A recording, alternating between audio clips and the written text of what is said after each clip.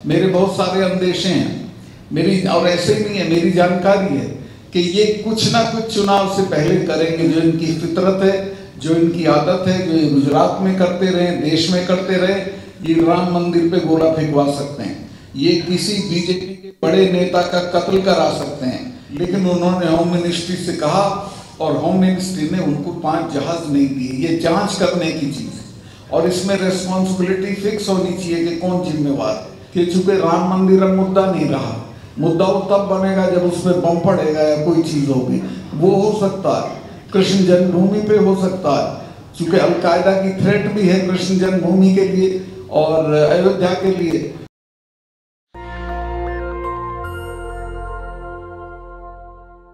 पुलवामा का जहां तक ताल्लुक है, पुलवामा पे जब मैं बोला, पहले मैं कोई चीजें बोलता था तो कोई रिएक्ट नहीं करता था सरकार का आदमी, लेकिन पुलवामा बोलने के बाद अमित शाह साहब ने कहा कि जब ये गवर्नर थे तब क्यों नहीं बोले थे, तो मैं उनकी याददाश्त खुरचना चाहता हूं कि मैं पुलवामा होने के 2 घंटे के अंदर अंदर मैंने 2 चैनल्स को इंटरव्यू दे दिया था और ये कह दिया था कि इसमें हमारी भी गलती रही है, हमारी नाकामयाबी रही है जिसकी वजह से ये हुआ। और जब प्रधानमंत्री जी का फोन मुझे आया, चूंकि वो अनएक्सेसिबल थे, वो नेशनल कॉर्बेट पार्क में थे और उनके पास ये बहाना था कि वहाँ फोन अलाउड नहीं है, तो उनका फोन आया मुझे। ये घटना हुई है 3 साढ़े 3 बजे, 5 बजे उनका फोन आया और उन्होंने पूछा क्या हुआ, तो मैंने बताया कि साहब हमारे इतने जवान शहीद हो गए और ये हमारी गलती की वजह से हुआ, हमारी लापरवाही की वजह से हुआ। तो उन्होंने मुझे तत्काल इस पे बिल्कुल चुप रहिए, कुछ मत बोलिए। फिर 2 घंटे बाद नेशनल सिक्योरिटी एडवाइजर जो हैं अजीत डोभाल साहब, वो मेरे क्लास फेलो भी रहे, लॉ में हम साथ पढ़ते थे, उन्होंने भाई इस पे कुछ बोलना नहीं है आपको। मैं समझा शायद ये कोई जांच वांच कराएंगे, तो मैं उसको प्रेजुडिस नहीं करना चाहता था, मैं नहीं बोला। लेकिन आज तक ना कोई जांच हुई है गया है, ना कोई पब्लिक डोमेन में कोई चीज आई है, और उसको दफन करके पाकिस्तान की तरफ मोड़ दिया, चूंकि चुनाव में वही चीज सूट करती थी, तो उसका पूरा चुनाव के लिए इस्तेमाल किया गया। माननीय प्रधानमंत्री जी ने उसी दिन 5:30 बजे एक मीटिंग एड्रेस की रुद्रपुर में इलेक्शन की टेलीफोन से, उसमें भी पुलवामा का उन्होंने कोई जिक्र नहीं किया। जहां तक पुलवामा के नताइज का ताल्लुक है, वो बहुत भयानक है। पुलवामा के होने के बाद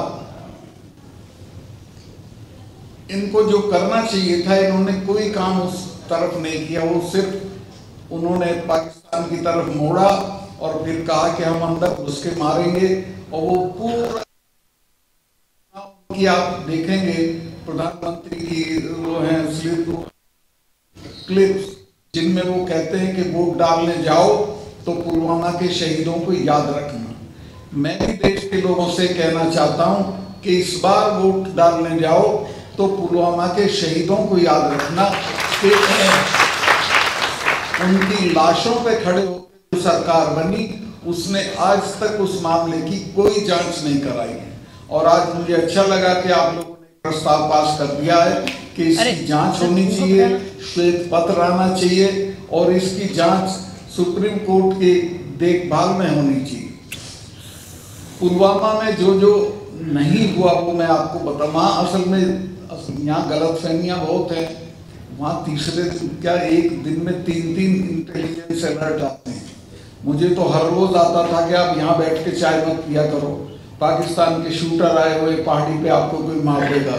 मुझे तीसरे दिन जनरल्स 2-2 मिलने आते थे कि साहब आप सड़क से क्यों जाते हो एयरपोर्ट, आपको बम्प ऑफ करने के लिए पाकिस्तान ने IED एक्सपर्ट भेजे हुए हैं। खैर वो हमारे यहाँ एक सुविधा थी कि हेलीकॉप्टर जाता था, इसका अपना हमारा खुद का यहाँ से जो राजभवन था वहाँ से एयरपोर्ट तक मैं उससे चला जाता था, लेकिन सख्त हिदायत की रहती थी, तो खैर मैं उसको मानता था। लेकिन इसकी जो जानकारी थी कि ये पुलवामा में ऐसा होगा, वो मेरी जानकारी में नहीं था। अगर ये लोग सीआरपीएफ के लोग हैं, मुझे लूप में लेते तो मैं इनको 2 दिन में हवाई जहाज का इंतजाम कर देता।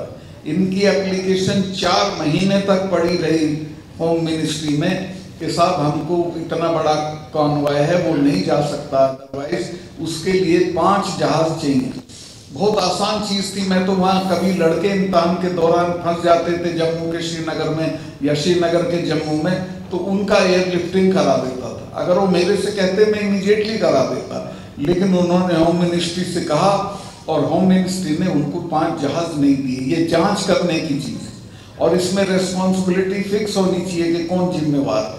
अगर ये कॉन्वॉय नहीं होता और उससे जहां से लोग आए होते तो कोई जान का नुकसान नहीं होता।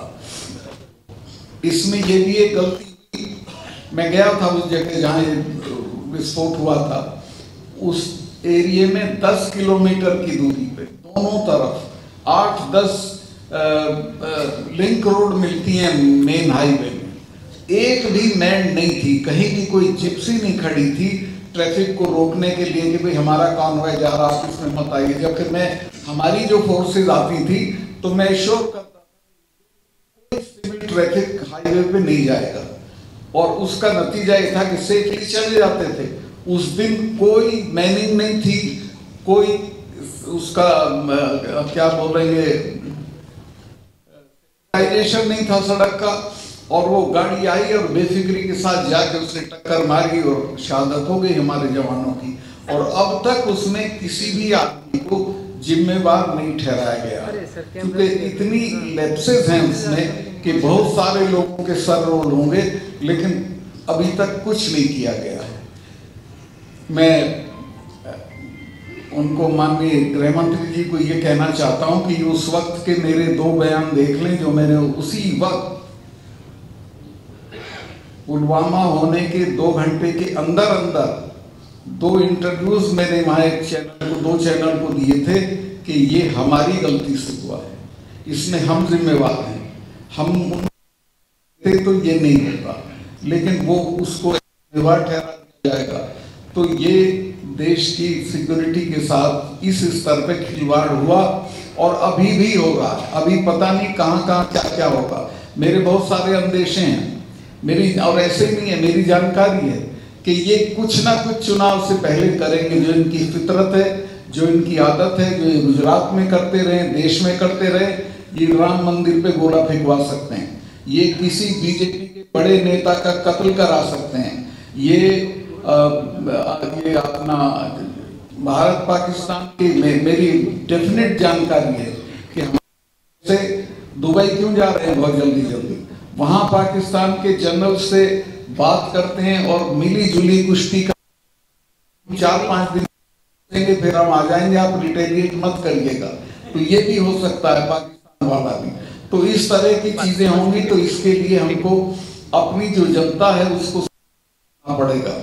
ये सांप्रदायिक मुझे अंदाजा था पहले से। आप लोगों को मैं एक बात बता दूं, चूंकि मैं जाट एरिया से आता हूं, वहां के जाट का तो हिंदू क्या और मेव का मुसलमान क्या, क्योंकि जाट ट्रेडिशनल सेंस में हिंदू नहीं होता, पूजा पाठ वाला नहीं होता, वो आर्य समाज। इसी तरह मेव ट्रेडिशनल सेंस में मुसलमान नहीं होता, वो सिंपल एकदम सीधे सीधे रहते। उनमें दंगा हुआ जिनके बारे में ये था कि इनमें कोई कम्युनलिज्म नहीं है, वहां दंगा हुआ है और ये दंगा बढ़ाया गया है जानबूझ के। और ये एक ही जगह नहीं हुआ, कल में रात में 8-10 शहरों में वहां के हरियाणा के ये हुआ। हरियाणा में 47 के बाद कोई दंगे नहीं हुए थे, अब ये हुआ 7-8 शहरों में, बड़े शहरों में ये दंगे हुए हैं और ये होंगे देश में बड़े पैमाने पे होंगे। तो मैं आपके माध्यम से देश की जनता को, लोगों को सावधान करना चाहता हूं कि सब अप्रत्याशित चीजों के लिए तैयार रहिए और ये समझ जाइए कि ये आपको बेवकूफ बनाने के लिए चीजें की जा रही हैं, वोट के लिए की जा रही हैं। और आपसे भी मैं सहयोग की अपेक्षा करूंगा कि आप इस बात को फैलाएं और बताएं कि वोट के लिए यहाँ कुछ भी किया जा सकता है। राम मंदिर वाली भी मेरी डेफिनेट जानकारी है कि चूंकि राम मंदिर अब मुद्दा नहीं रहा, मुद्दा वो तब बनेगा जब उसमें बम पड़ेगा या कोई चीज होगी, वो हो सकता है।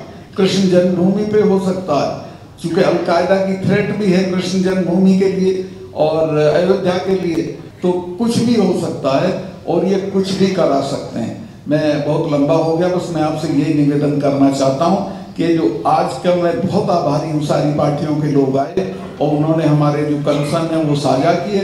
उनसे मैं कहूँगा कि वो चूंकि जनता के बीच में हैं, वो जहाँ जहाँ जा रहे हैं इन सवालों को, इन मुद्दों को उठाते रहें और जोरदार तरीके से उठाते रहें, तो देश बड़ी ट्रेजेडी से बच जाएगा। आपका बहुत बहुत धन्यवाद। नेशनल दस्तक की आपसे गुजारिश है कि अगर इसको बचाना चाहते हैं तो नेशनल दस्तक को सब्सक्राइब करने के लिए रेड कलर के सब्सक्राइब बटन को दबाएं, फिर बेल आइकन की घंटी दबाएं।